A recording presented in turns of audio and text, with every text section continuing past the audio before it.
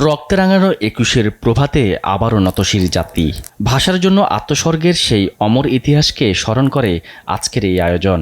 আন্তর্জাতিক মাতৃভাষা দিবসে কেন্দ্রীয় শহীদ মিনারে শ্রদ্ধাঞ্জলি নিবেদনে নানা শ্রেণী পেশার মানুষের পাশাপাশি উপস্থিত ছিলেন রাজনৈতিক নেতারাও। ফুল দিচ্ছে এরকম ছবি। এ সময় ঢাকা বিশ্ববিদ্যালয়ের উপাচার্য বলেন, বাংলা ভাষার চর্চা এখনও সর্বস্তরে ছড়িয়ে দেওয়া সম্ভব হয়নি। ভাষা শুধু উচ্চারণের বিষয় নয়, এটি চর্চা ও হৃদয় ধারণের বিষয়। এখনো বাংলা ভাষার চর্চা আমরা সর্বস্তরে ছড়িয়ে দিতে পারিনি। চর্চার বিষয়, এটি মনে ধারণ করার বিষয়। অনেক উদ্যোগ নেওয়া হয়েছে, পরিস্থিতির কিছুটা উন্নতি হয়েছে। রাজনৈতিক নেতারাও শহীদ মিনারে এসে ভাষা শহীদদের প্রতি শ্রদ্ধা জানান। এ সময় যুবদলের সাধারণ সম্পাদক নুরুল ইসলাম নয়ন বলেন, দেশের প্রতিটি সংকটে আন্দোলন সংগ্রামের মধ্য দিয়েই বাঙালি জাতি অধিকার প্রতিষ্ঠা করেছে। ভবিষ্যতেও দেশের যে কোনো সংকটে জাতীয়বাদীর শক্তির নেতৃত্বে নিরসন হবে।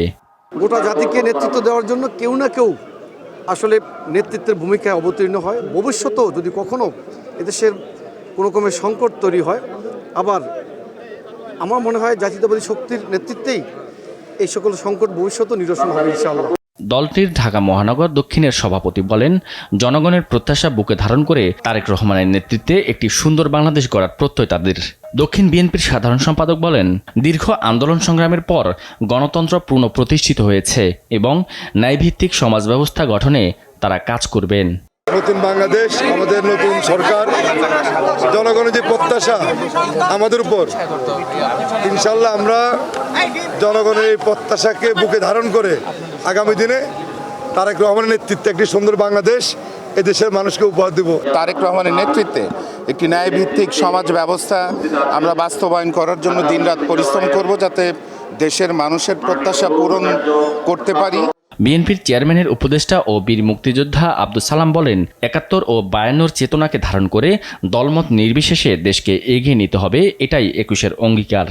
এগুলো সব কিছু সার্বজনীন, সবার জন্য।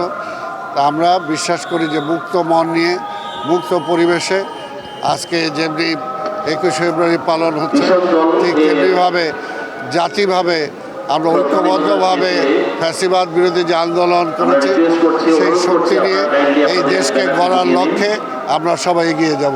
মুক্তিযুদ্ধ বিষয়ক প্রতিমন্ত্রী ইশরাক হোসেন বলেন, অবাধ নির্বাচনের মধ্য দিয়ে দেশ গণতান্ত্রিক ধারায় ফিরে এসেছে। জনগণের প্রত্যাশা পূরণে সবাইকে ঐক্যবদ্ধভাবে কাজ করার আহ্বান জানান তিনি। দেশটা একটি ইন্ডিপেন্ডেন্ট স্বাধীন সার্বভৌম রাষ্ট্র হবে, সেই লক্ষ্যে আমরা কাজ করে যাব। ২১-এর চেতনায় উদ্ধৃত হয়ে ভাষা, সংস্কৃতি ও গণতন্ত্রকে আরও শক্তিশালী করার প্রত্যয় ব্যক্ত করেছেন সংশ্লিষ্টরা। সাদাত নিশাদ, দেশ টিভি, ঢাকা।